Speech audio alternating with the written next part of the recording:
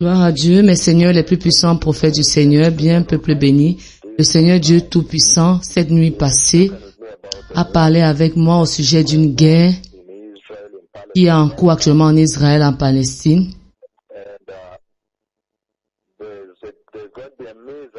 Et il y aura un missile qui va être lancé. Il y aura un missile qui va être lancé vers Israël. J'ai pensé que ça avait été lancé par la Turquie. J'ai pensé que ça avait été envoyé par le nord et probablement du Liban. Mais il y aura un missile qui va être lancé à un des pays aux alentours. J'ai vu quand je regardais à la direction, j'ai cru que c'était un missile qui devait venir du nord. J'ai pensé que c'était la Turquie.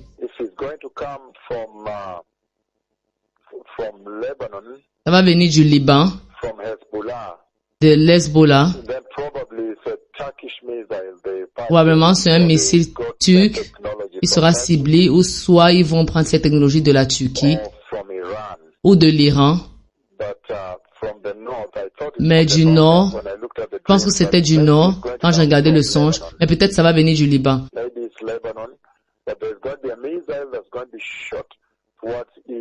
Donc ce missile sera visé vers Israël et donc c'est un lieu très dangereux dans lequel le monde se tient maintenant. Et vous voyez que la présentation ou la photo qui se présente sur vos écrans, il vous dit au sujet, il vous parle d'un temps qui vient, un temps très très effroyable qui vient au-devant de nous, ici, un temps de tribulation, quand l'Église sera prise. Et donc le message est très clair, que l'Église doit se préparer, toute personne doit se préparer maintenant pour la glorieuse venue du Messie, afin qu'il puisse être capable de voir le royaume de gloire et sortir de cette situation ici, qui est une situation très mortelle. Vous pouvez dire du type de guerre qui se passe en Palestine que devant nous est mauvais.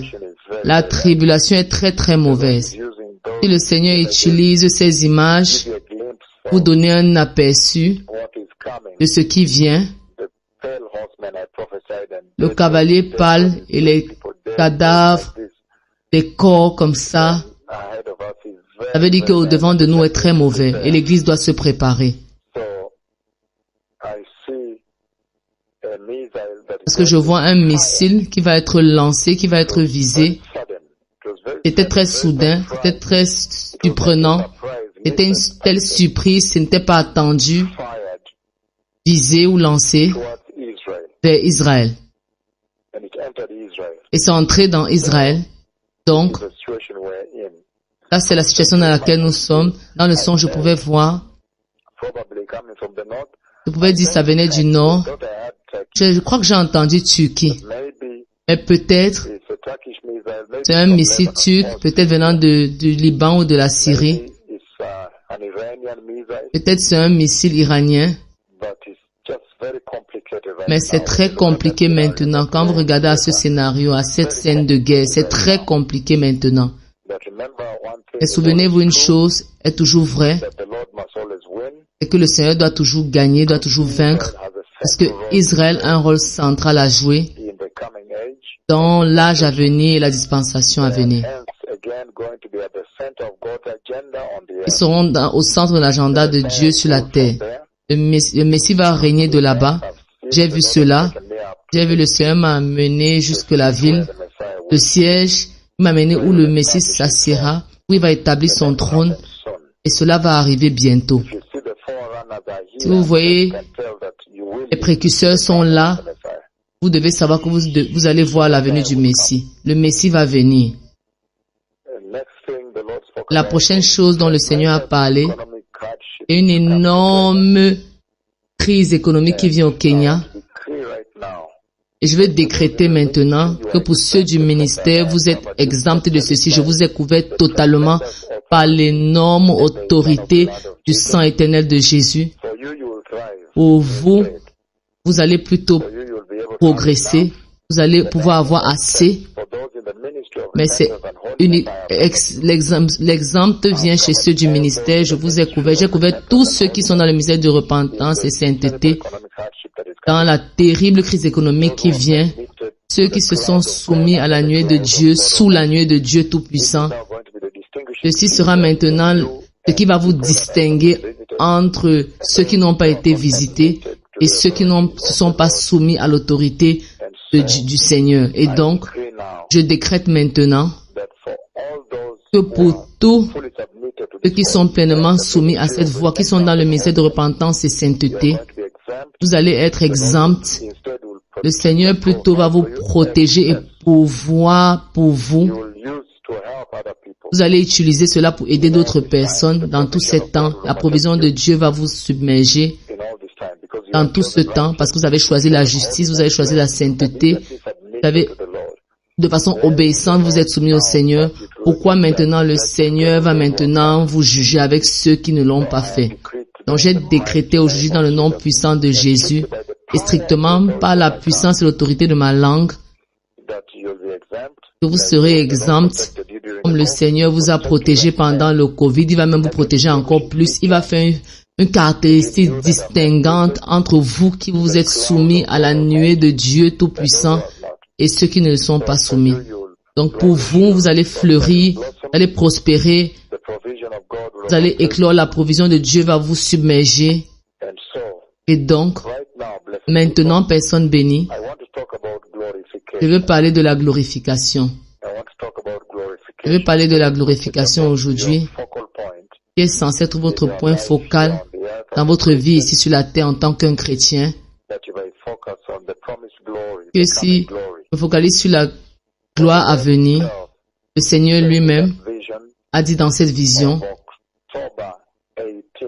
du 18 octobre 2021, quand il a dit que dit à ces personnes que lorsque l'enlèvement aura lieu, ils auront des corps comme le mien. Ça, c'est Dieu Tout-Puissant essentiellement disant que lorsque le Messie viendra, vous aurez des corps glorieux comme le corps glorieux du Messie. Le Seigneur essentiellement disant que lorsque ce jour de l'enlèvement aura lieu, au retour du Christ, que vous aurez des corps éternels de résurrection comme celui du Christ. Ça, c'est quelque chose de très grand, ça, c'est très sérieux que le Seigneur peut promettre une telle chose. Et vous voyez très clairement, personne bénie, dès le départ, comment le Seigneur parle au sujet de cela, comment il en parle de cette promesse de glorification. En d'autres termes, il dit à ces personnes que le Messie vient. Le Messie vient. Ça, c'est la top ligne que le Seigneur dit. C'est que le Messie vient, la promesse de la glorification. Bien, la glorification dès le départ à la création, quand le Seigneur a créé, la glorification n'était pas quelque chose pour échapper, n'était pas quelque chose que le Seigneur a utilisé, que vous devez utiliser cette glorification. Ce n'était pas quelque chose qui était fait pour que vous puissiez échapper à la tribulation. Ce n'était pas quelque chose pour échapper. Un remède ou une stratégie que le Seigneur par design des Genèse avait mis sur pied pour que vous puissiez échapper à un événement. Pas du tout. Vous voyez que dès le départ, Dieu a créé l'homme. Il a créé toute la création. Et il a créé l'humanité. Et toutes choses étaient bonnes. Tout ce qu'il avait créé était bien. Il a créé l'homme et tout ce qu'il avait créé était satisfaisant, était bon. Dieu Tout-Puissant, pas content de la création comme elle était. Content de la création comme elle était. La glorification était un ingrédient très important de la création de Dieu, de son programme à la création. Lorsqu'il a créé ce design, il a programmé l'humain. La glorification était une partie entière, en fait, un ingrédient très important du programme de Dieu à la création.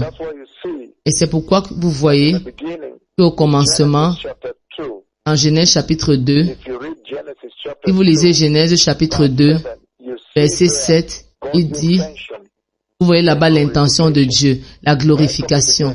Dès le départ, dès le commencement, le Seigneur voulait que l'homme soit dans sa nature, qu'il prenne part dans son design, son protocole de design. En Genèse chapitre 2, verset 7, il dit, c'est la version amplifiée, le Seigneur Dieu a formé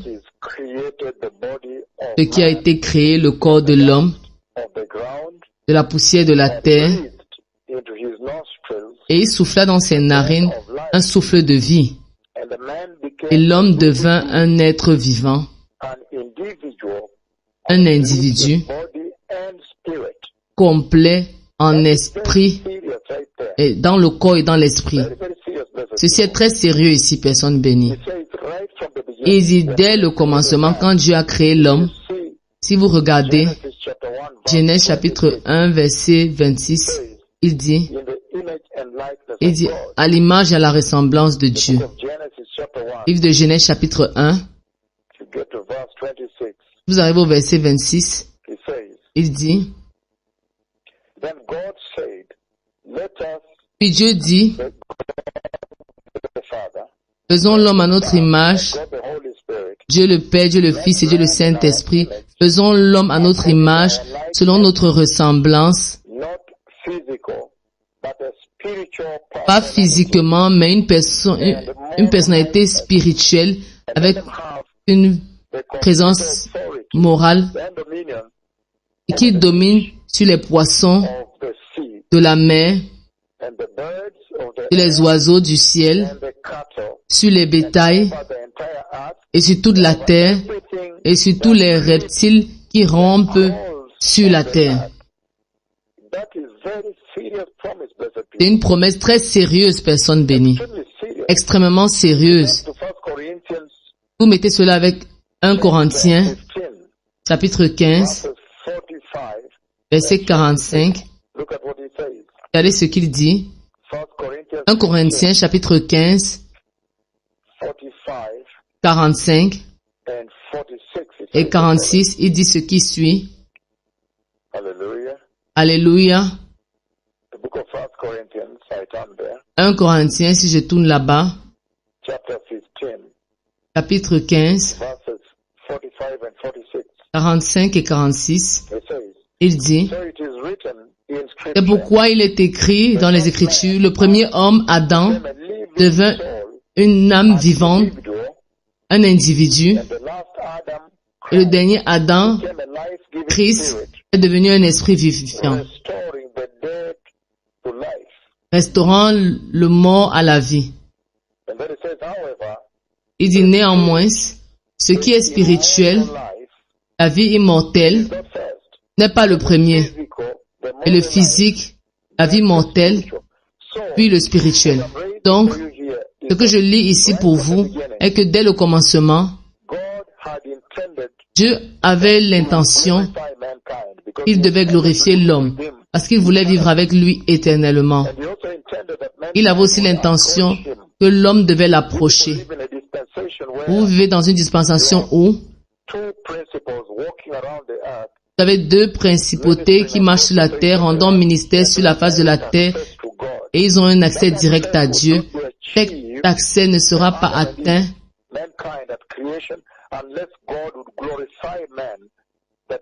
pour Adam et Ève, à moins qu'il va glorifier l'homme, qu'il atteigne son intention. Le feu consumant, vous ne pouvez pas vivre là-bas, à moins que vous êtes complètement glorifié. Donc la glorification, c'était l'intention originelle de Dieu, de l'homme, de Dieu pour l'homme. Ce n'était pas un plan rédempteur. Dans le calendrier de Dieu où il a dit non, je serais capable d'utiliser ceci pour acheter l'homme. Pas du tout. Dès le commencement, le plan était la glorification. Maintenant, la glorification est devenue un plan rédemption, un ingrédient très important de Dieu pour racheter, pour sauver l'homme le jour de l'enlèvement. Donc nous voyons que Adam a péché. Lorsque Adam et Ève ont péché, c'est eux en fait qui ont amené une disruption, qui ont brisé le plan de Dieu de glorification dès le commencement. Donc la glorification était dans le plan. C'est pourquoi vous voyez dans Genèse chapitre 1, 26 et 27, il a promis, il leur donne la gloire, il les crée à l'image et à la ressemblance de Dieu. Ça veut dire que son intention était que s'il passe par le premier point d'attache de justice, l'obéissance volontaire que vous voyez dans Genèse chapitre 2, 16, 17, cette obéissance volontaire, s'ils passent au travers de ça, ils auront accès à l'arbre de vie où Dieu, le Père lui-même, est. Vous savez qu'à l'arbre de vie, c'est là où Dieu, le Père lui-même, l'Éternel, le Dieu Tout-Puissant lui-même, c'est à ce lieu qu'il est. Quand vous m'entendez dire qu'il m'a amené dans les cieux, il m'a amené dans la chambre du trône et m'a amené dans l'arbre de vie, à la vicinité de l'arbre de vie, et nous avons pris des feuilles. À l'arbre de vie, c'est au lieu où Dieu le Père lui-même est. C'est maintenant là où Dieu Tout-Puissant lui-même, l'Éternel, le Dieu éternel, se trouve. Et c'est pourquoi l'homme a brisé ce plan de Dieu, pour que l'homme puisse avoir accès à lui. Le plan original a été brisé à cause du péché. Dieu a tant aimé l'homme. La glorification, c'est la plus grande récompense que Dieu a préparée pour l'homme. La glorification, c'est la plus grande récompense, le plus grand honneur que Dieu a préparé pour l'homme. Que Dieu Tout-Puissant a préparé la glorification comme la plus grande récompense, la plus grande honneur qu'il va donner pour l'obéissance à l'homme. Lorsque vous obéissez au Seigneur. Et donc, la glorification est un ingrédient actif du programme de Dieu pour l'homme sur la terre. Il a créé l'homme et toutes les étapes au travers duquel l'homme devait passer jusqu'à pour entrer en communion avec l'homme. La glorification était au centre de ce programme que Dieu avait mis sur pied pour l'homme. Dans le livre de Romains chapitre 6, verset 23, il dit ce qui suit. Car le salaire du péché, c'est la mort, mais le don gratuit de Dieu, c'est la vie éternelle en Jésus-Christ, notre Seigneur. Très sérieux, personne bénie. Le Seigneur venant, sortant ici très clairement, pour manifester le fait que la vie éternelle était l'intention, l'éternité était l'intention. Que l'homme puisse vivre éternellement. Que la chute a rompu cela. Et si vous lisez par la suite, dans le livre de Romains, chapitre 3, verset 23, il dit, tous sont péchés et sont privés de la gloire de Dieu. Encore, ceci aide à vous donner une bonne compréhension de l'intention originelle de Dieu lorsqu'il a créé l'homme avant la chute. En ce Romains 3, 23, on peut voir le plan original de Dieu pour l'homme. Quand il a créé l'homme, au commencement, il les a créés qu'ils soient capables de vivre éternellement avec lui, pour avoir accès à la gloire, afin qu'il puisse être glorifié, que l'homme soit glorifié. Mais quand l'homme est tombé dans le péché, il dit ici, Romains chapitre 3, verset 23, car tous ont péché, et quand ils ont péché, ils ont été privés de la gloire de Dieu. Cette gloire originelle qu'il avait prévue, maintenant, ils ont été privés de cela. C'est pourquoi tous ces morts, ces troubles, les souffrances, ces problèmes sont venus sur la terre. Donc la glorification était le plan original à la création. Il a créé l'homme. Il avait pour but que l'homme puisse partager dans sa gloire, dans sa nature divine. Pourquoi vous voyez très clairement?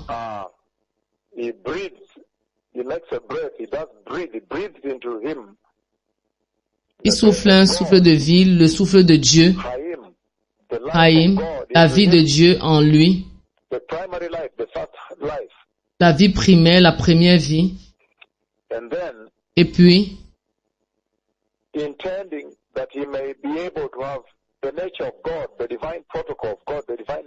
protocole divin de Dieu, la divine nature de Dieu.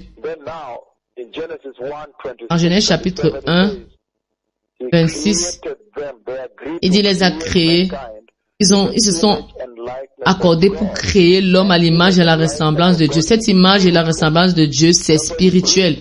C'est pourquoi il a insufflé dans les narines de l'homme le souffle de vie de Dieu.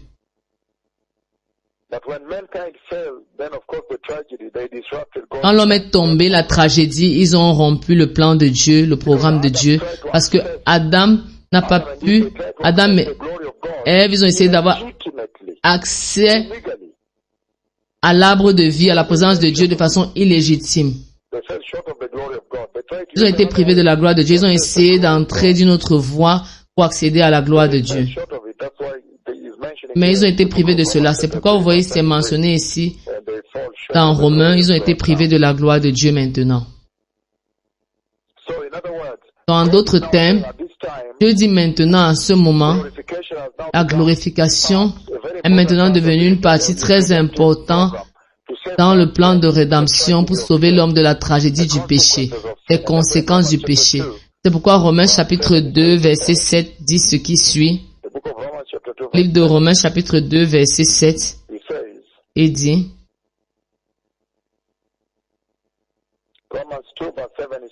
Romains chapitre 2, verset 7,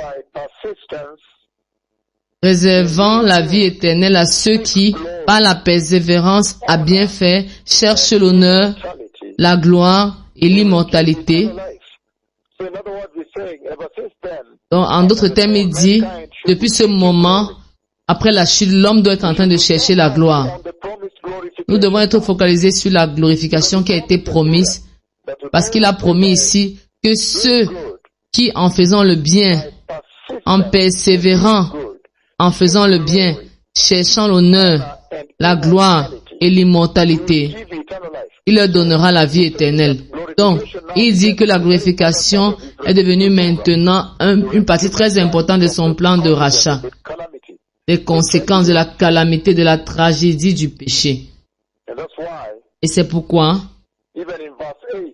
même au verset 8, si vous lisez le verset 8, il dit, mais pour ceux qui par l'esprit de discute sont rebelles à la vérité, à l'obéissance, à la justice, l'irritation et la colère leur sera réservée. Vous pouvez voir ici ce que le péché a fait. Il y a le jugement éternel qui vient. Mais il dit qu'il a maintenant placé devant l'homme la gloire, la promesse de la gloire. La gloire promise, la promesse de la glorification. Il est même venu dans cet âge, il a parlé à ses serviteurs par voix.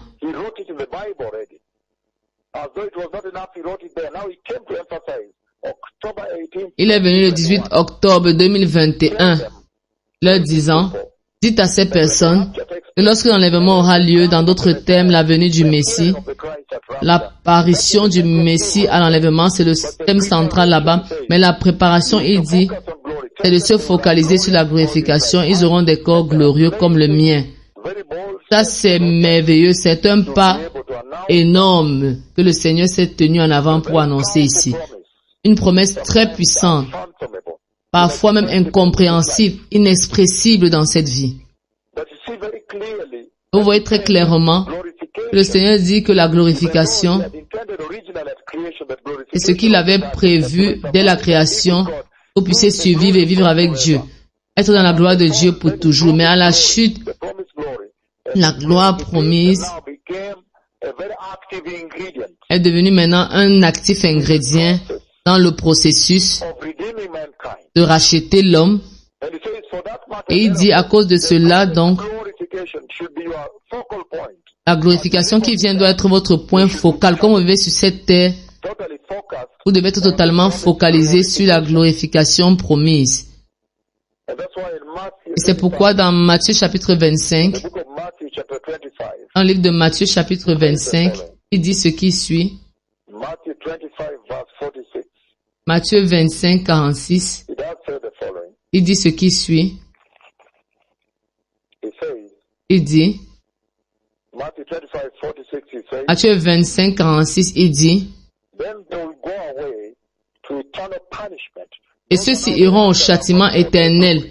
C'est ceux qui, maintenant, qui ne sont pas focalisés sur la glorification, ils sont restés dans leur péché, n'ont pas reçu Christ.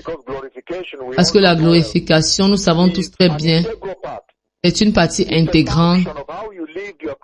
C'est une fonction de comment vous vivez votre vie sur la terre. La glorification, c'est une fonction du salut maintenant. Ça fait partie intégrante, complète du salut que vous avez reçu de la grâce et comment vous vivez ce salut sur la terre ici. La glorification, c'est ce que cela est. Donc que vous soyez dans votre bureau et que vous voyagez, le Seigneur dit ça ne compte pas. La glorification doit être votre point focal. Il dit la glorification promise qui vous admet dans la gloire, c'est une fonction. C'est une fonction de comment vous vivez votre vie sur la terre ici. C'est directement lié à comment vous vivez le salut de Christ. C'est une fonction de la repentance. C'est directement lié à la repentance et la sainteté. C'est une fonction de l'obéissance. C'est pourquoi il dit, pour ceux qui par persévérance poursuivent la gloire, l'honneur et la crainte de Dieu, la sainteté, ils auront la vie éternelle. Dans Matthieu chapitre 25, 46, il dit, puis ils iront au châtiment éternel, mais les justes à la vie éternelle. Ceci est sérieux. Ça veut dire qu'il y a une gloire éternelle qu'il a promis pour ceux qui poursuivent la justice. Et il y a une punition éternelle pour ceux qui ne poursuivent pas la gloire. Si vous poursuivez la gloire, vous poursuivez la justice. Parce que c'est une fonction de votre vie de justice ici sur la terre, votre vie de sainteté ici sur la terre. Et si vous tournez avec moi dans le livre d'Apocalypse chapitre 22, Apocalypse chapitre 22, il dit ce qui suit. Encore sur la glorification, avant que nous ayons dans le livre de Romains, Romains chapitre 8, nous pouvons lire une partie de cela.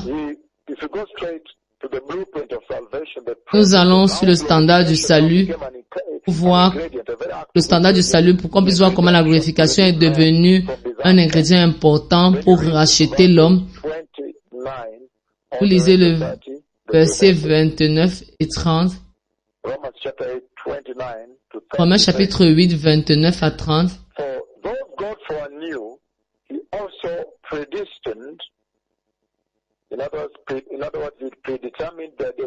Car ceux qu'il a connus d'avance, il les a aussi prédestinés. Il a aussi prédestiné à être semblable à l'image de son Fils. Regardez cela maintenant. Dis-leur que lorsque l'enlèvement aura lieu, ils auront des corps comme le mien. En d'autres termes, ils auront des corps glorieux comme mon Fils. En d'autres termes, ils auront le corps glorieux ressuscité comme mon glorieux corps ressuscité. En d'autres termes, dis-leur qu'ils auront un corps glorieux éternel comme mon corps éternel glorieux. Et c'est de ça qu'il parle ici au sujet de ceux que Dieu a choisis, ceux que Dieu a choisis pour son éternité. Il les a choisis. Je voudrais vivre dans l'éternité avec vous. Je voudrais vivre éternellement avec vous, par extension. Il dit ceci au sujet d'eux. Il leur dit ceci. À ceux qu'il a connus d'avance, c'est-à-dire qu'il les a connus avant la création. Il les a aussi prédestinés à être conforme à l'image de son Fils, Jésus-Christ, afin qu'il soit comme lui. Ça, c'est très puissant. Il les a aussi prédestinés à être conformes à l'image de son Fils. Cela, c'est la glorification. Afin qu'il soit le premier-né parmi plusieurs frères et sœurs de la famille de Dieu Yahweh, la glorieuse famille de Dieu Yahweh, afin qu'il puisse appartenir à cela. Au verset 30, il dit, vous avez vu que la glorification est devenue une partie centrale, un ingrédient central, je répète, du plan rédempteur du programme rédempteur de Dieu. Il dit, verset 30 de Romains chapitre 8, et ceux qu'il a prédestinés, il les a aussi appelés, et ceux qu'il a appelés, il les a aussi justifiés, et ceux qu'il a justifiés, il les a aussi glorifiés. Très puissant.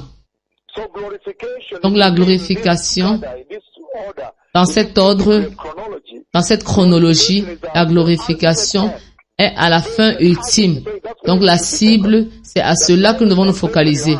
Que le salut, vous devez savoir que le salut que vous avez, votre objectif ultime doit être à la fin d'être glorifié et d'entrer dans le glorieux, la glorieuse cité de Dieu. Ça, c'est puissant, personne bénie.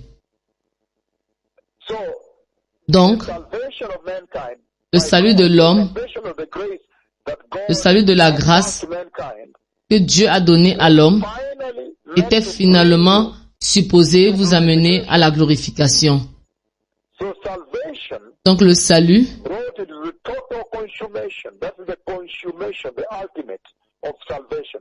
ça c'est le summum, la consommation de votre salut.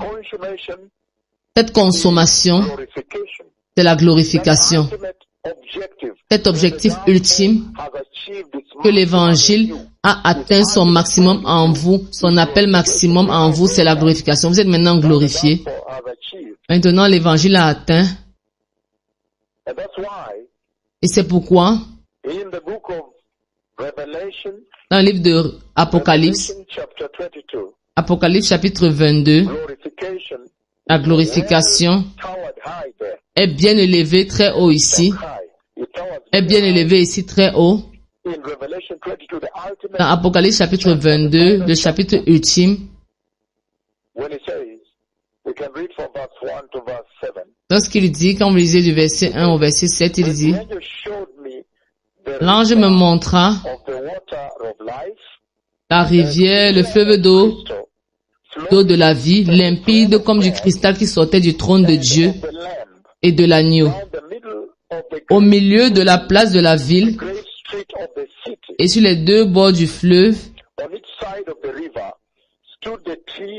il y avait un arbre de vie produisant 12 fois des fruits, rendant son fruit chaque mois et dont les feuilles servaient à la guérison des nations. Maintenant, vous voyez où l'angle du ministère de celui qui parle avec vous, ceux qui appartiennent à ce ministère, peut-être vous avez entendu un énorme prodige, des énormes prodiges dans cette génération devant vos yeux. Quelqu'un qui vient et dit, le Seigneur m'a amené dans la gloire, il m'a montré les feuilles de l'arbre de vie et il a coupé cela et me les a donnés. Et il a dit, ceci c'est pour la guérison des nations. Va et prépare le chemin pour la glorieuse venue du Messie. Maintenant, vous voyez le fond, l'encre de ce ministère, où ce ministère est. Un puissant, unique ministère où les principautés opèrent de l'éternité, à partir de l'éternité. C'est de là qu'ils prennent leur ministère. De l'immortalité pour un monde mortel, infusant la vie de Dieu, la vie de l'éternité et l'impérissabilité dans un monde périssable. Il dit encore, l'ange me montra la rivière, le fleuve de la vie, limpide comme du cristal, qui sortait du trône de Dieu et de l'agneau. Au milieu de la place de la ville et sur les deux bords du fleuve. Ça, c'est la Nouvelle Jérusalem. Sur les deux bords du fleuve, il y avait un arbre de vie produisant 12 fois des fruits, rendant son fruit chaque mois, et dont les feuilles servaient à la guérison des nations. Ceci est énorme. Et quand ils viennent avec cette narrative, vous voyez la manifestation physique, les cieux témoignant que ceci est vrai, ils sont venus ici et ils ont reçu les feuilles de l'arbre de vie. Vous voyez les estropiés se lever et marcher, les aveugles voient, les oreilles sourds, les muets parler, les paralytiques, les infirmes, un temps énorme. Donc il continue en disant, et les feuilles de l'arbre de vie servent à la guérison des nations. Il n'y aura plus d'anathème ou de malédiction. Le trône de Dieu et de l'agneau sera dans la ville. Ses serviteurs le serviront. Vous voyez maintenant où ceux qui sont glorifiés seront. Verset.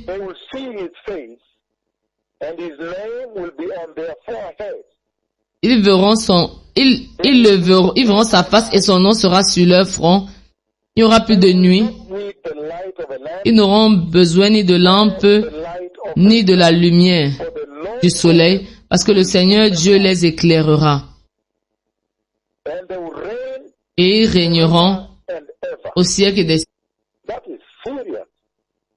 Ceci est sérieux, très très sérieux, personne bénie. Puis l'ange me dit, ces paroles sont dignes, sont défendables.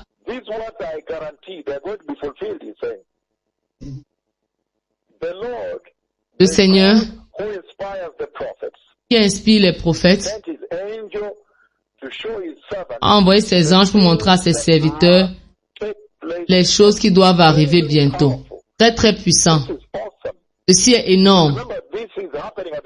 Donc souvenez-vous, ceci se passe au moment où le livre est écrit, l'Église est encore sur la terre, Jean encore sur la terre. Si vous regardez la chronologie d'Apocalypse, chapitre 1, 2, 3 jusqu'à 22, ceci se passe avant l'enlèvement. Donc il dit les choses qui vont se passer bientôt. C'est pourquoi vous voyez dans le chapitre 4, une porte s'est ouverte dans les cieux, il est dans un lieu différent. Il parle de l'église en Éphèse, à Smyrne, il parle maintenant de l'église à Philadelphie, il parle maintenant de ces églises, de ces autres églises, des 7 églises, qui symboliquement représentent toute l'histoire de l'église. Il parle maintenant d'eux dans le chapitre 4, maintenant il est dans les cieux, il parle au sujet du trône de Dieu. Les événements se déroulent où il va maintenant jusque dans la tribulation, jusqu'à ce que le royaume vienne. Mais plus important encore, pourquoi je lis, c'est l'objectif ultime de la glorification. Il dit au verset 4, d'Apocalypse 22, ils verront sa face et son nom sera sur leur front. Cela vous rappelle, très important, comment est-ce que vous voyez les choses du Seigneur à moins que vous soyez glorifiés. C'est pourquoi le livre de 1 Jean, chapitre 3, que nous avons lu encore et encore, où il dit, verset 2, il dit, 1 Jean, chapitre 3, verset 2, bien-aimés, nous sommes maintenant enfants de Dieu, et ce que nous serons n'a pas encore été manifesté ou fait être connu. Ceci parle de beaucoup de choses de l'éternité qui sont encore cachées, mais nous savons que lorsque Jésus apparaîtra, l'enlèvement de l'Église, la venue de Jésus, nous serons semblables à lui, parce que nous le verrons tel qu'il est. C'est à cela qu'il se refait ici, dans Apocalypse chapitre 22, verset 4. Que nous verrons sa face, nous le verrons face à face, nous le verrons tel qu'il est. Vous ne pouvez pas le voir tel qu'il est, à moins que vous êtes glorifié. Et il y a l'instruction ici directement, que ceux qui ont cette promesse, ceux qui ont cette espérance, ils se purifient comme lui-même est pur. Comme lui-même est pur. Très sérieux, personne bénie. Et c'est pourquoi dans 1 Pierre, 1 Pierre chapitre 'Therefore, with minds that are alert and fully sober, set your hope on the grace to be brought to you when Jesus Christ is revealed at his coming. basez vos pensées sur les choses d'en haut, en tant qu'enfants obéissants. Ne vous conformez pas aux désirs iniques que vous aviez autrefois lorsque vous étiez dans l'ignorance. Puis il dit, de même que celui qui vous a appelé est saint, soyez saints dans tout, pas certaines, tout ce que vous faites. Soyez saints, car je suis saint. Ceci est sérieux, personne bénie. Extrêmement sérieux. Et il dit ici, donc il dit ici, que la glorification doit être la cible principale de votre salut chrétien. Parce que si vous regardez à la chronologie, il adresse dans Romains chapitre 8, versets 29 à 30, il y a la repentance, recevant la grâce, et il y a maintenant la justification, quand vous devenez né de nouveau, et maintenant la sanctification. La sanctification, c'est une terminologie légale qui vous dit que vos péchés ont été expiés de vous, totalement retirés de vous. Votre justification, votre vindication a été faite. Donc il y a la repentance, il y a la réception de la grâce, le salut, et puis il dit la justification après cela. Après la justification, la sanctification, qui est le processus qui continue, qui vous rend pur d'une gloire à une autre, d'un pas à un autre, un processus de continuellement se séparer du monde, vous séparer du péché, vous séparer du déclin moral, de l'iniquité de ce monde. La sanctification après la justification.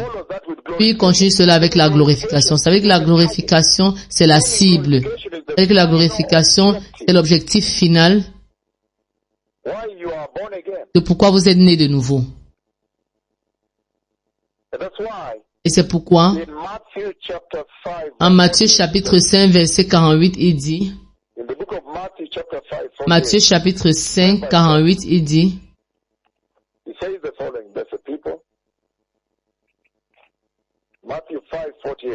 Matthieu chapitre 5, verset 48, il dit,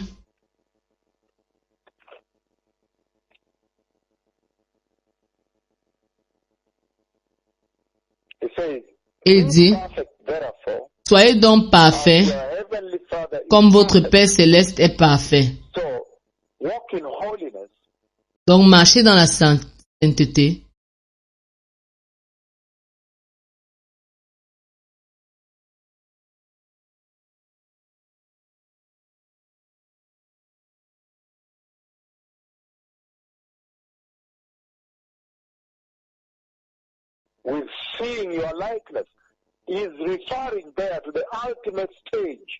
Il se réfère ici au stade ultime de votre rédemption. Vous avez maintenant été racheté. Vous voyez le Seigneur face à face. C'est ça la glorification. Seulement quand vous êtes glorifié que ceci peut vous arriver. Donc la glorification donc est devenue une étape très importante. C'est le fait de retirer complètement le péché du croyant chrétien. Vous avez vu dans ce passage que nous avons vu. Et nous avons vu que ceci, ça arrive à la fin des temps, à l'apparition du Christ, à la venue du Christ. Ça arrive à l'enlèvement de l'Église. Et à la glorification, c'est l'ultime pas de l'entrée dans le royaume de Dieu Tout-Puissant. La repentance, le salut, la sainteté, la justification, la sanctification et la glorification, très puissant. Donc la glorification est le plus haut niveau de la pureté, le plus grand niveau de sanctification, le plus grand honneur, la plus grande victoire que vous puissiez atteindre. Now the curse has been taken away. Maintenant, la malédiction étant enlevée, il n'y a plus de malédiction. Very, very powerful, blessed people. Très, très puissant, personne bénie. Et vous trouvez que si vous regardez aux Écritures, il y a des promesses là-bas qui sont déployées là-bas pour vous. There are promises on glorification. Il y a les promesses de glorification. We have read Nous avons lu 17 verse 15. le psaume 17, 16. Ça, c'est l'Ancien Testament. Dieu qui promet déjà là-bas va glorifier l'homme. His election, his Il election. va glorifier son peuple, ses élus, son Église.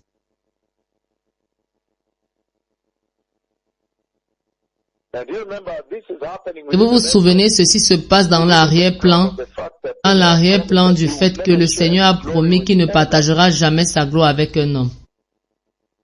He will not share. In Isaiah 42 verses 8 and 9, he promised not to share his glory with any person. But now, when it comes to entry into the kingdom of God, when the Messiah comes, then you see the Messiah. Parce que quand ça concerne la venue du Seigneur, vous voyez que le Messie lui-même, arrives. quand le Messie arrive, Jésus-Christ lui-même, dans Jean chapitre 17, Verse 22, he says the following. He says, I have given them the glory je lui ai donné la gloire you gave me, que tu m'as donnée, that they may be one as we are one. When the Messiah comes, quand le Messie vient, we are given finalement, the opportunity to share in il God's reçoit divine l'opportunité de partager dans le divin protocole de Dieu, la nature divine de Dieu, la gloire divine de Dieu, personne bénie. Combien puissant when the Messiah appears. quand le Messie est apparu. Now finally, Maintenant, finalement, allowed nous sommes permis to share de partager God's divine nature, dans la nature divine de Dieu. Ceci est puissant. God's divine glory, La gloire divine de Dieu. highest honor, that is Le highest, plus grand niveau d'honneur, highest victory. le plus grand niveau de victoire. Now you are permitted. C'est maintenant notre permis. Nous sommes maintenant permis de cela God Almighty, glorification. pour entrer dans la glorification, dans le royaume éternel de Dieu. Et ce processus implique la repentance et le salut. And because of the fall, Et à cause de la chute, because mankind fell, Adam and Eve parce que fell, l'homme est tombé, so death came into picture. la mort est entrée en image. Without death, La glorification implique la mort. unless the rapture happens, and Sauf then si l'enlèvement arrive, you are translated. vous êtes traduit. En d'autres Death is termes, appointed to every person. la mort est pour toute personne. And we know that that death, of course, in Genesis 3:19, is the result of Adam's fall, the fall of Adam. C'est le résultat de la chute d'Adam. So, I mean, the fallen world we live in Donc, je veux dire, le monde builds itself tombé dans lequel nous vivons to keep reminding you that you're still living in the fallen world. You must die. Death nous must rappelle toujours que la mort va arriver. Nous vivons dans un monde qui a chuté. very serious. So the Lord Très said sérieux. Donc, le Seigneur, in donc, the book of Romans chapter 8 verse 28, dans le livre de Romains, chapitre Romans 8 verse 28, the Lord says, 8, 28, le Seigneur dit, and we know that in all things God works for the good of those who love que Him. tout concourt au bien de ceux qui l'aiment, Called ceux according qui ont to été His appelés purpose. selon son but, selon sa So préscience. death came as a tragedy out of the fall of mankind, disobedience. La mort est venue comme une tragédie à cause de la chute de l'homme, la méchanceté du péché. It came in that way. But God now turned it around. And God now utilizes it, takes utility from death in order to complete the process of your redemption, your sanctification. Jésus est venu pour compléter votre processus de rédemption, et votre salut final. That's why after death, then He promises now glorification. When Il a He maintenant comes, promis la glorification.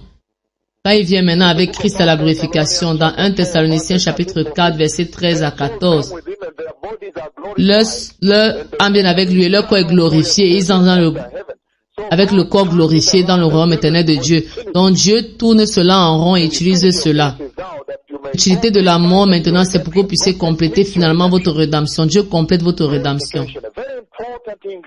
Un ingrédient très important, votre rédemption du péché. Très très puissant. votre ultime entrée dans les cieux.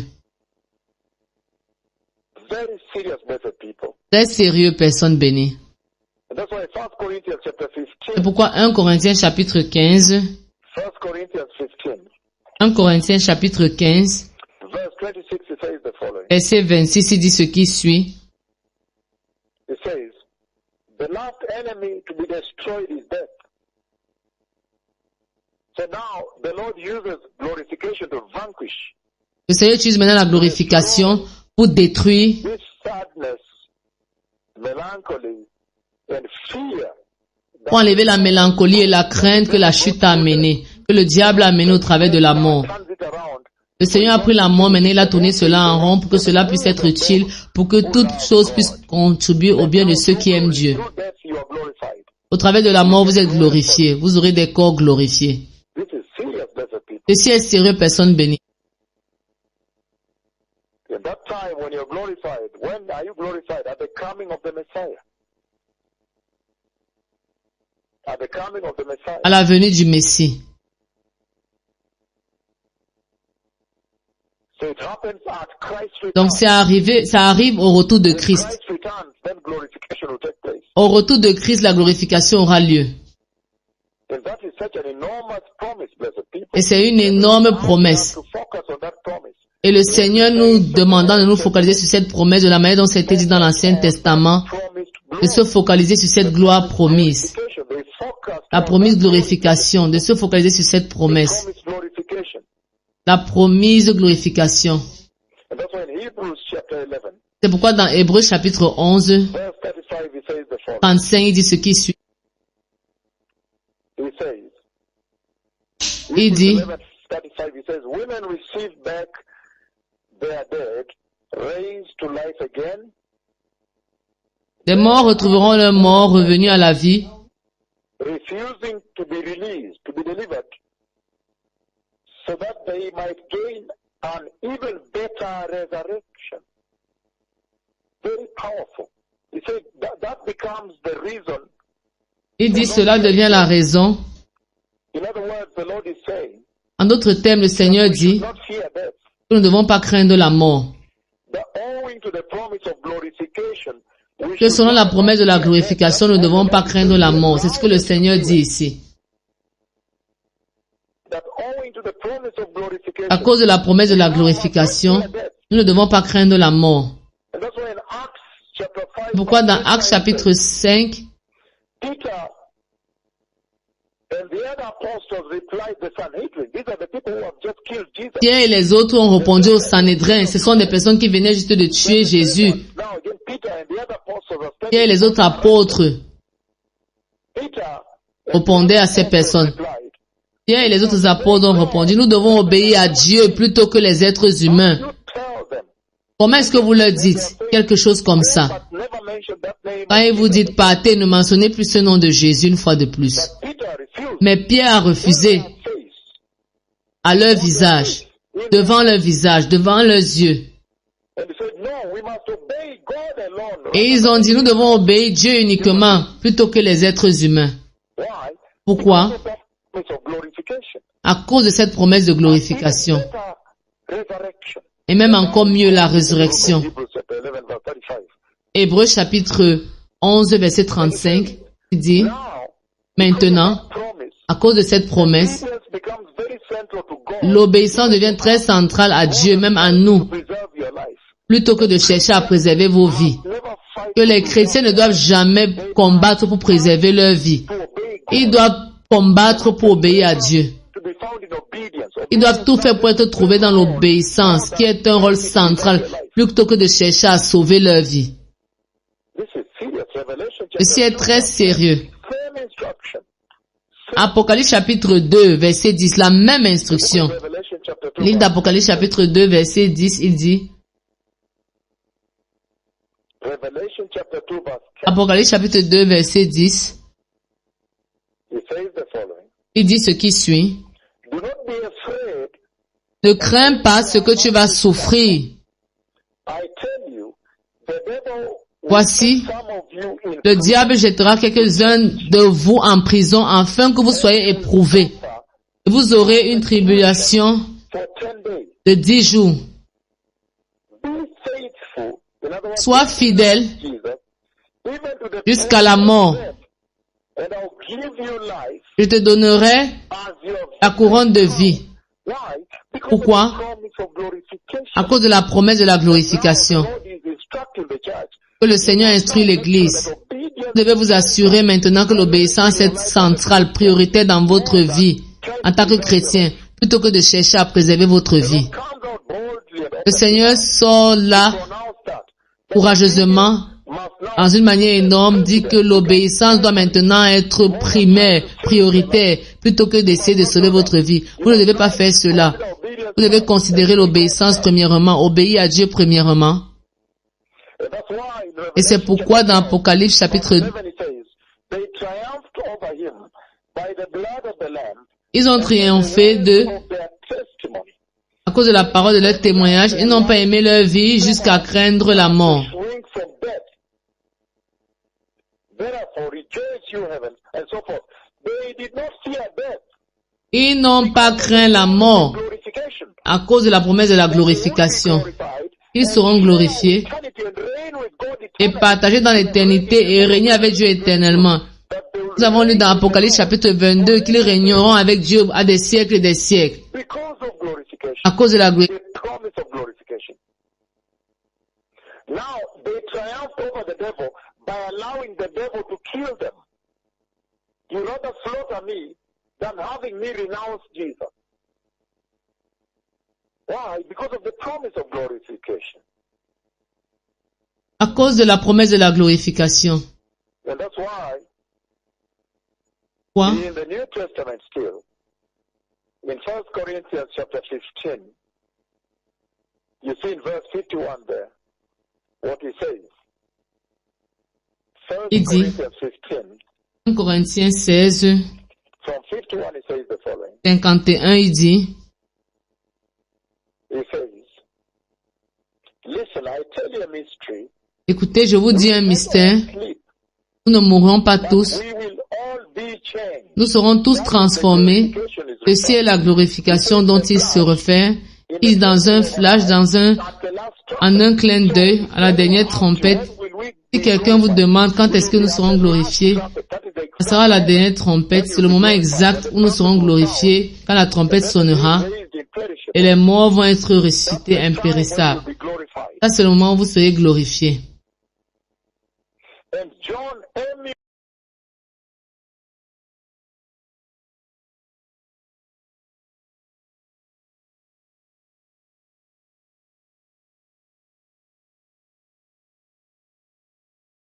Je peux faire une interruption ici. Ça, c'est la glorification pour que vous puissiez survivre, pour que vous puissiez apparaître devant le Seigneur.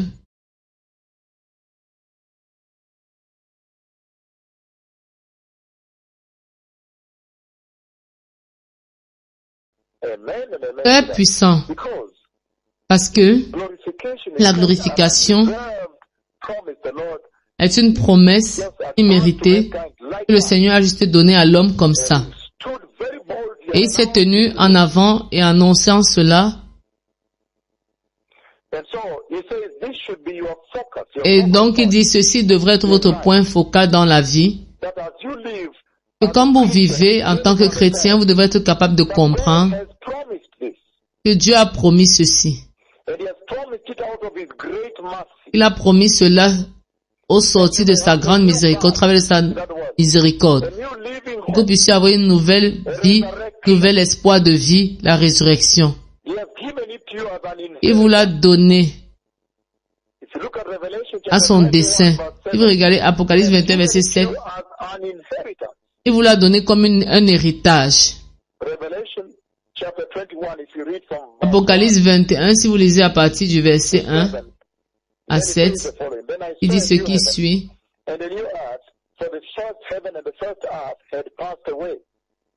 Et je vis une nouvelle terre, des nouveaux cieux. 21, verset 2. Et je vis descendre du ciel auprès de Dieu la ville sainte, la nouvelle Jérusalem, préparée comme une épouse qui s'est préparée pour son époux.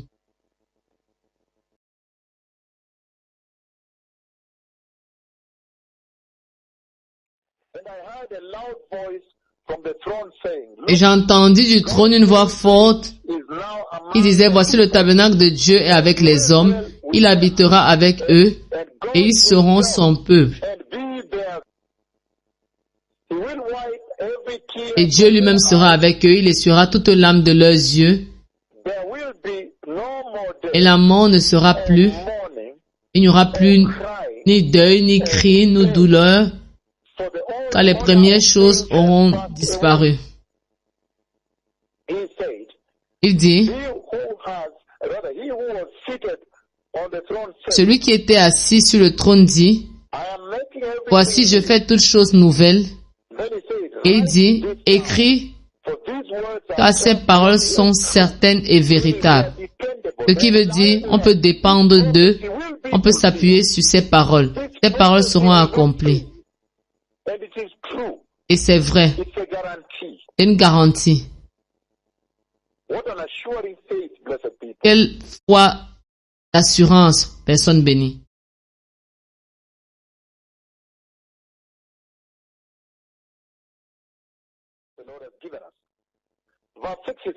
Verset 6, il dit, je suis l'alpha et l'oméga, le commencement et la fin. À celui qui a soif, je donnerai de la source de l'eau de vie gratuitement. Verset 7. Celui qui vaincra, souvenez-vous dans Apocalypse chapitre 2, il les a promis. Il a promis qu'ils verront Dieu face à face. 22. Ils entreront dans le paradis de Dieu, ils seront glorifiés. Ici aussi, il dit, Apocalypse 21, encore, au verset 7, dès que j'arrive là, je le lirai pour vous. Apocalypse chapitre 21, verset 7. Celui qui vaincra héritera ces choses. Je serai son Dieu.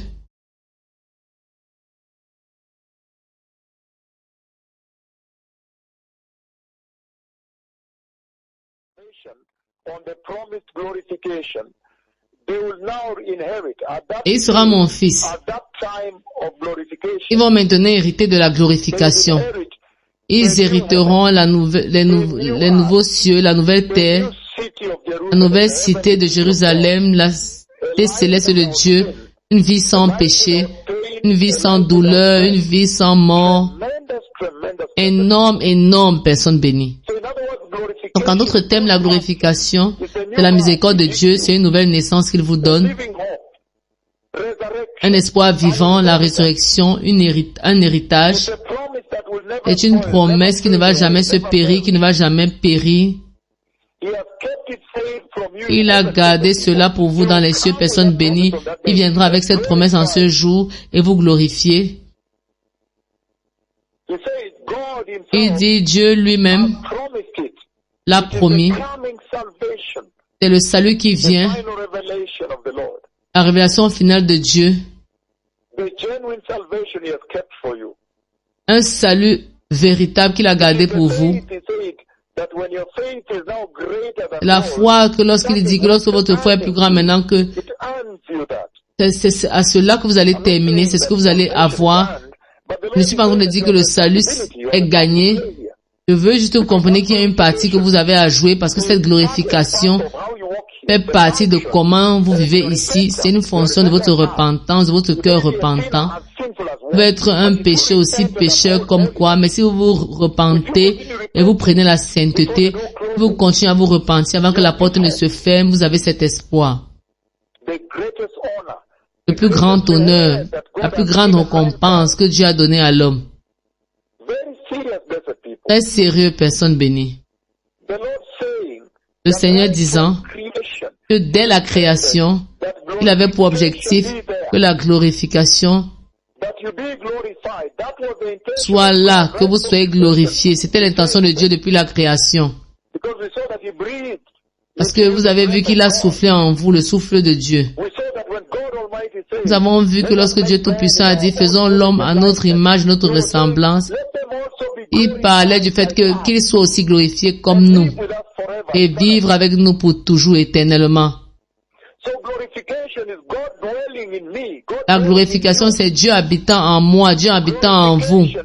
La glorification, ce que vous voyez dans le livre de 1 Corinthiens chapitre 6, si vous laissez verset 12 à 20, 18 à 20, vous devenant le temple du Saint-Esprit, Dieu habitant en vous. La glorification, c'est l'enlèvement, c'est Dieu venant vous enlever. C'est la rédemption de votre corps mortel pour devenir des corps glorifiés. La glorification. C'est essentiellement vivant avec Dieu à l'intérieur des cieux, personne bénie. La glorification est grande. C'est vous vivant avec Dieu à l'intérieur des cieux, demeurant avec Dieu à l'intérieur des cieux. Cela est la glorification, personne bénie.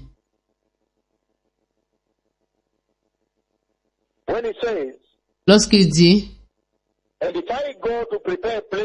et si je vais vous préparer une place, je reviendrai vous prendre pour être avec moi, afin que vous aussi vous soyez où je suis. Cela, c'est la glorification. Parce que vous ne pouvez pas entrer dans ce royaume de gloire à moins que vous soyez glorifié. Le Seigneur vous invitant à aller vivre avec lui dans les cieux. C'est au sujet de cela dont nous parlons. C'est au sujet de la puissance et l'autorité de Dieu. Et la victoire sur le péché aurait été vaincu, détruit, il n'aura plus de puissance. Dans la glorification, c'est au-delà de cette vie, personne bénie ne peut pas être décrit dans cette vie. Il dit, la glorification est le thème principal de toute la Bible. Tout le Nouveau Testament est rempli de cela.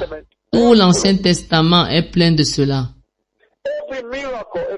Tout miracle qui a jamais été fait, qui a jamais été présenté dans la Bible entière, tout évangile qui a jamais été prêché dans la Bible, toute instruction qui a été donnée par Dieu là-bas, la cible, c'était la glorification, votre entrée finale dans le royaume de Dieu Tout-Puissant. Le livre de Actes chapitre 2, à 10, c'est la glorification que le Seigneur montre là-bas. Il veut que son esprit soit en nous. Je veux que Dieu vive en vous.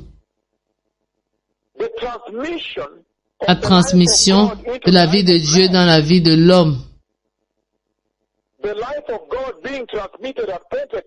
La vie de l'homme être traduite à Pentecôte. La vie de Dieu qui entre dans les hommes. C'est la glorification. La régénération de votre cœur. Jésus-Christ demeurant en nous. Ceci, c'est Dieu exprimant son intention qu'il veut vous glorifier. Disant que Jésus-Christ est la tête et nous sommes le corps. C'est l'intention de Dieu qui dit, je veux vous glorifier, afin que vous puissiez avoir part à la divine nature de Dieu. Dieu lui-même venant à travers de l'échelle de Jacob, cela c'est la glorification. L'incarnation de Dieu, Dieu le Fils et le Fils de Dieu. Dieu le Fils de Dieu maintenant devenant Dieu le Fils maintenant devenant Fils de Dieu sur la terre, Fils de l'homme, Fils de Dieu, le Fils de l'homme. C'est le Fils de Dieu. Maintenant, il devient le Fils de l'homme. Jésus, tout le temps, il s'est appelé le Fils de l'homme. Pourquoi? Parce qu'il faisait le pont entre l'homme qui était tombé et Dieu éternel, Dieu infini. Cette intention est très claire là-bas. Le but est de glorifier l'homme, afin que l'homme puisse éventuellement entrer dans le glorieux royaume de Dieu. Que Dieu maintenant, que l'homme maintenant puisse partager dans le royaume de Dieu. Ceci est merveilleux. Que nous puissions être dans la lignée de Dieu, avec le divin. Genèse chapitre 2, 7, nous avons vu. Ceci est merveilleux, étonnant, personne bénie.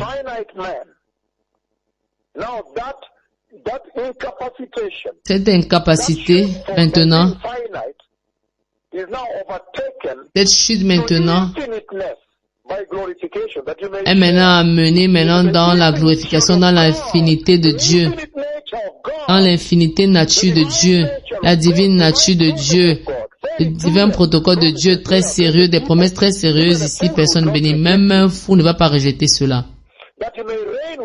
Que vous allez pouvoir régner avec Dieu. Lorsqu'il dit, je veux que vous, quand il dit, je veux que vous puissiez régner avec lui. C'est son but, c'est son intention de vous glorifier. Très sérieux, personne bénie. Dieu voulait glorifier l'homme et vivre avec lui pour toujours, d'éternité en éternité. Très sérieux, personne bénie. Extrêmement sérieux. De partager dans la divine ordre dans l'ordre divin de Dieu. Donc, la glorification essentiellement implique l'homme partageant dans la vie de Dieu. Vous partagez, ça ne vous rend pas du tout, vous partagez simplement. Le plus Dieu partage sa gloire avec nous, le plus Dieu est glorifié. C'est pourquoi il a dépassé la première règle en disant ma gloire, je ne la partagerai pas avec, je la partagerai avec aucun homme. Mais maintenant, il a surpassé cela parce qu'à la venue de Christ, le plus il a partagé avec vous sa gloire dans Jean chapitre 17 verset 22. Que la gloire que tu m'as donnée, j'ai partagé cela avec eux. Le plus il a partagé sa gloire avec nous, le plus Dieu est maintenant glorifié. Quand vous partagez simplement à sa gloire, vous restez vous. Vous n'êtes pas Dieu, vous magnifiez la gloire de Dieu. Vous partagez le règne de Dieu, dans la personnalité de Dieu. Ceci est très sérieux. Dans la pureté de Dieu, dans la sainteté de Dieu. Nous avons vu que cette promesse n'est pas étendue aux animaux, pas du tout. Peu importe féroce ou grand qu'il soit, ils n'ont pas eu cette promesse de Dieu. Peu importe combien cruel un animal peut être, comme un léopard ou grand, comme un lion, ou grand, comme un éléphant. Non. Un rhinocéros, ils n'ont pas reçu cette promesse. Promesse d'adoption, d'être fils. Il a promis seulement à l'Église, seulement à l'homme, la régénération. Donc il dit que vous devez faire certaines choses pour que vous puissiez hériter de ceci. Ça, c'est l'amour de Dieu étendu à vous. Et il dit, vous devez faire certaines choses pour que vous puissiez être capable d'hériter de ceci. Vous avez des responsabilités. C'est juste. Et comme moi, j'ai été instruit d'aller ramasser la manne, il pouvait amener cela direct dans chaque chambre, dans chaque maison, peu importe combien ils étaient. Comme il a instruit d'aller ramasser la manne dans la Bible. Mais c'est votre partie pour que vous puissiez aller recevoir cela. Vous devez faire votre partie. Et le Seigneur parle très clairement, si vous lisez le livre de 2 Pierre, vous allez voir votre partie là-bas. 2 Pierre. Si vous avez la possibilité de lire 2 Pierre, comme nous finissons maintenant. 2 Pierre, personne bénie, chapitre 1. Je lis le verset 3 et 4. Il dit,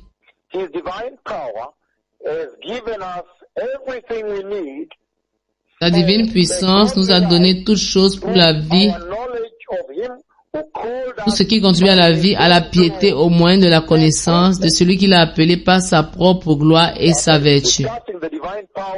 Après avoir discuté la divine puissance, ce que la divine puissance a apporté, verset 4, lesquels nous assurent de sa part les plus grandes et les plus précieuses, inexprimables promesses, afin que par elles, nous devenions participants de la nature divine et en fuyant la corruption de ce monde qui est dans ce monde à la convoitise. Il dit ici que vous avez une partie, il vous invite, il fait une invitation publique de participer à sa divine nature, au protocole, à la divine nature de Dieu. Il fait cette invitation publique ouverte afin que vous puissiez participer à cette nature divine. Néanmoins, il dit, après qu'il ait avancé cette bénédiction, cette promesse à vous, cette invitation, Il dit, néanmoins, quoi qu'il en soit, sera pour ceux qui ont marché d'une certaine façon sur cette terre avec leur salut, en d'autres termes, échappant à la corruption de ce monde de déclin, ce monde malade. Vous avez une partie à jouer maintenant, vous devez échapper à la corruption de ce monde. Si vous lisez le livre de Jacques, Jacques chapitre 4, il dit ce qui suit. Jacques chapitre 4, lisez avec moi, personne bénie. Livre de Jacques chapitre 4, versets 7 et 8. Il dit ce qui suit. Soumettez-vous donc à Dieu, résistez au diable, et il fuira loin de vous. Approchez-vous de Dieu, et il s'approchera de vous. Nettoyez vos mains, pécheurs. Vous pécheurs, purifiez vos cœurs. Homme irrésolu, à double pensée, très puissant. Il établit ici très clairement que vous avez un rôle de résister au diable, de vous soumettre à Dieu, de vous rapprocher de Dieu. Un livre de Genèse, comme je termine maintenant. Votre rôle. Genèse chapitre 39. Genèse chapitre 39, comme je termine maintenant.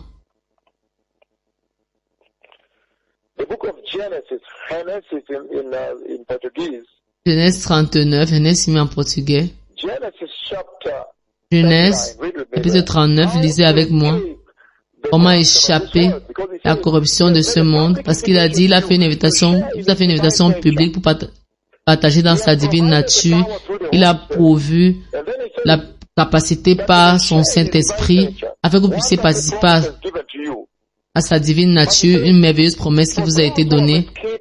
Et il dit pour ceux qui ont échappé à la corruption de ce monde, livre de Genèse, chapitre 39. Nous allons le lire ensemble quand nous arrivons à cela. Alléluia. Genèse 39.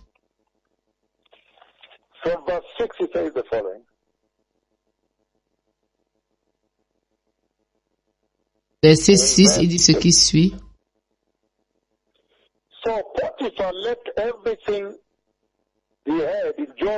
Il abandonna aux mains de Joseph tout ce qu'il lui appartenait,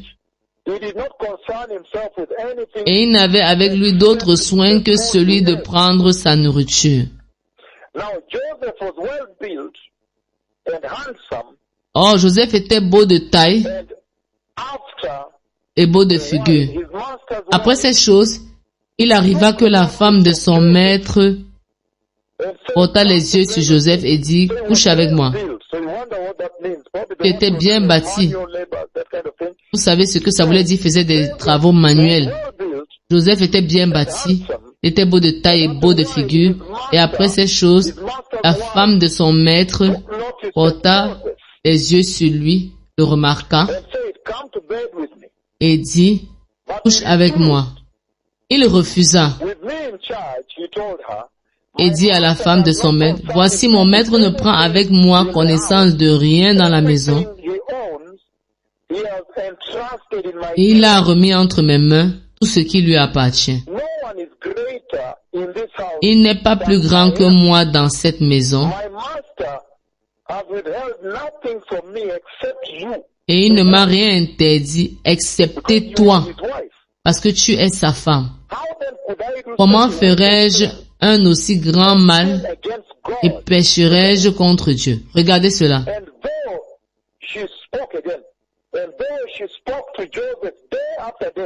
Quoiqu'elle parla tous les jours à Joseph, il refusait de coucher auprès d'elle et d'être avec elle. Verset 11. Un jour, il était entré dans la maison pour faire son ouvrage et qu'il n'y avait là aucun des gens de la maison. Elle le saisit par son vêtement en disant, couche avec moi. Il lui laissa son vêtement dans la main et s'enfuit au dehors. Lorsqu'il vit qu'il lui avait laissé son vêtement dans la main et qu'il s'était enfui dehors, elle appela les gens de la maison et leur dit, voyez, il nous a amené un Hébreu pour se jouer de nous.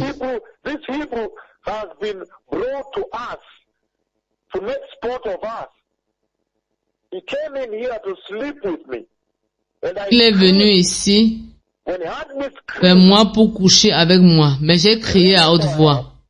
Quand il a entendu que je levais la voix et que je criais, il a laissé son vêtement à côté de moi et s'est enfui dehors. Il dit cette promesse de glorification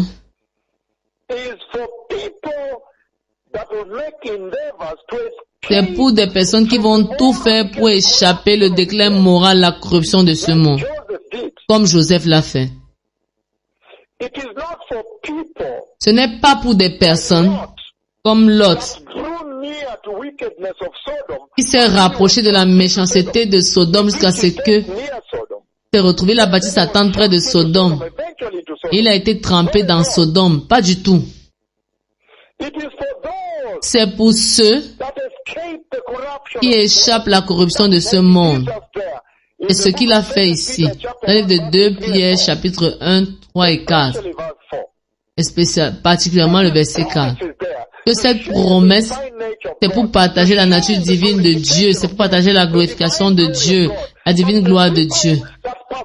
Et les personnes qui persévèrent avec lui et qui font tous les efforts d'échapper à la corruption du monde comme Joseph l'a fait. Ce n'est pas pour ceux comme Lot que lorsqu'on leur a dit choisis là où tu veux rester, ils ont préféré bâtir leur tente près Sodome et Gomorrhe.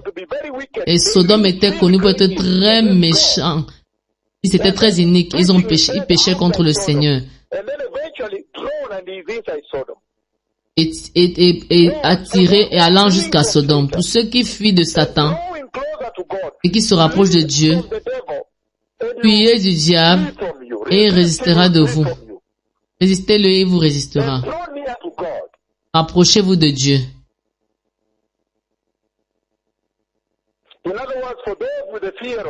En d'autres termes, pour ceux avec la crainte de Dieu, ceux qui reconnaissent le péché pour ce que cela est, et pour ceux qui répondent au Seigneur, ils s'enfuient du péché et ils se rapprochent de Dieu. Et ceux qui veulent recevoir le Seigneur, répétez après moi, dites, Seigneur Jésus, je te reçois, mon Seigneur Jésus, aujourd'hui. Et je te reçois dans mon cœur.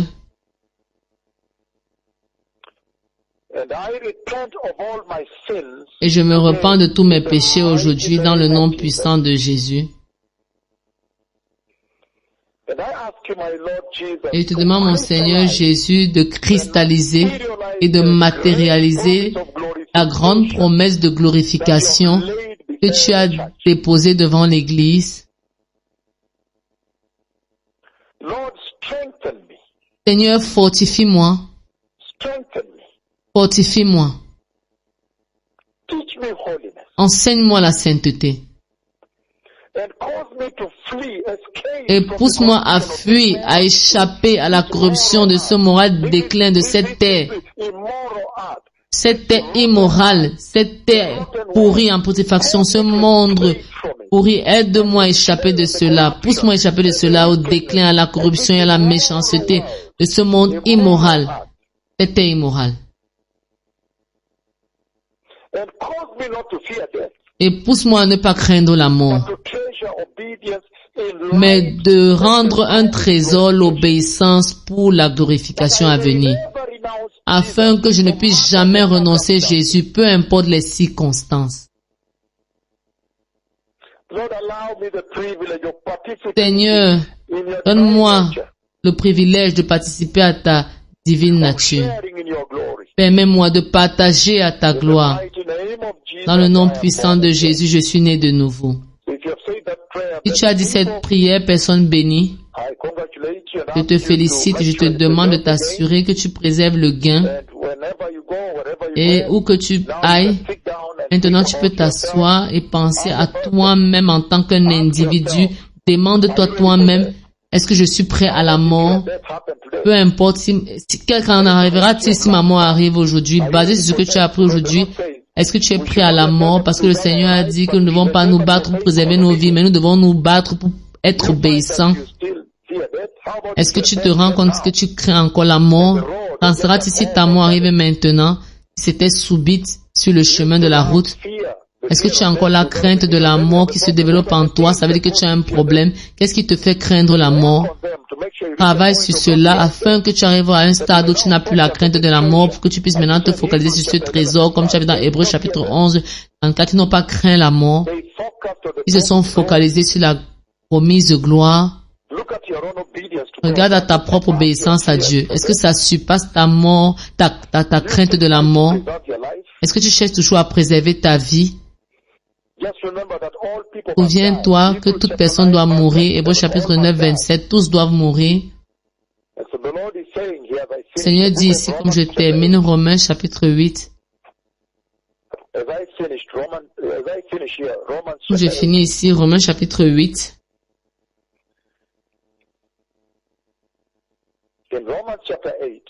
Dans Romains chapitre 8, verset 17, il dit ce qui suit. Il dit,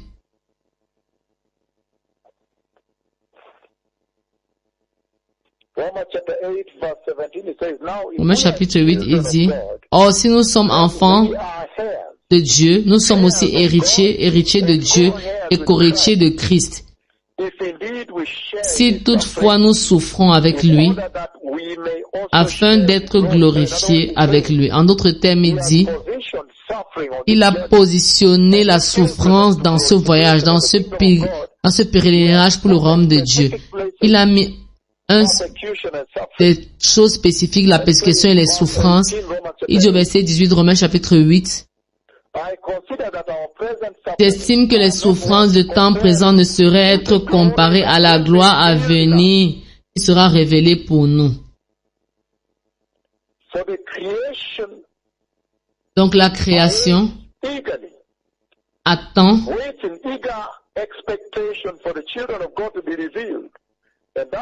avec un ardent désir la révélation de ses fils.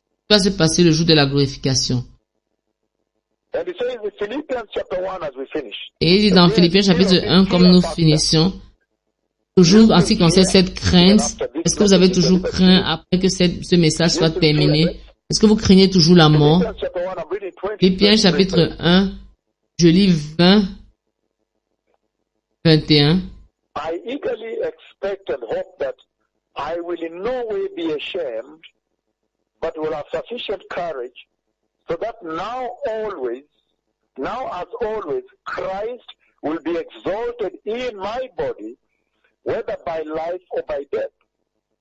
Selon ma ferme attente et mon espérance que je n'aurai pas honte de rien, mais que maintenant, comme toujours, Christ sera glorifié dans mon corps avec une pleine assurance, soit par ma vie, soit par ma mort. Encore élevant cet aspect de ne pas craindre la mort, car Christ est ma vie et la mort m'est un gain. Verset 22. Mais s'il est utile pour mon œuvre que je vive dans la chair, je ne saurais dire ce que je dois préférer.